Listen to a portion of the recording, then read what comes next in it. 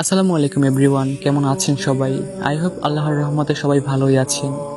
তো অনেকদিন পরে যেই কথা বলার জন্য মাইক্রোফোনে বসলাম সেটা হচ্ছে, আপনারা হয়তো অনেকে লক্ষ্য করেছেন যে আমি গল্পের ভিডিও ছেড়ে যখন ইসলামিক কন্টেন্টে শিফট হয়েছি তখন থেকেই প্রতিনিয়ত আমার ফলোয়ার্স এবং ভিউজ কমতে শুরু করেছে।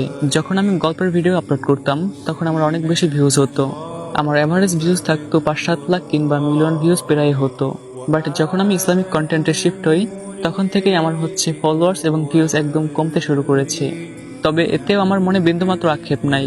আল্লাহর জন্য পরিবর্তন হয়েছি, ইসলামিক কন্টেন্ট আপলোড করতে শুরু করেছি। এখন আমার ভিডিওতে যদি একজনও দর্শক থাকে তাও আমি ভিডিও করব। আমার ভিডিও যদি কেউ নাও দেখে তাও আল্লাহর জন্য আমি ইসলামিক কন্টেন্ট আপলোড করব। আর একটা কথা না বললেই নয়, তোমরা হচ্ছে প্রতিনিয়ত আমাকে ইনবক্সে মেসেজ করে যাচ্ছ যে ভাইয়া আপনি নিয়মিত কবে ভিডিও আপলোড করবেন, কবে থেকে আবার ইউটিউবে ব্যাক করবেন।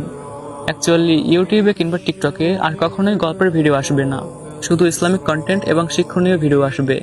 তো তোমরা যদি আমার কন্টে কোনো ইসলামিক কন্টেন্ট কিংবা অডিও বুক শুনতে চাও তাহলে কমেন্টে জানাতে পারো, আমি হচ্ছে তোমাদের জন্য ইউটিউবে ইসলামিক সিরিজ কিংবা অডিও বুক নিয়ে আসবো। তো তোমাদের কোনো পছন্দের বুক থাকলে কমেন্ট করো, কিংবা তোমরা কোন টাইপের ইসলামিক কন্টেন্ট চাও কমেন্টে জানাও।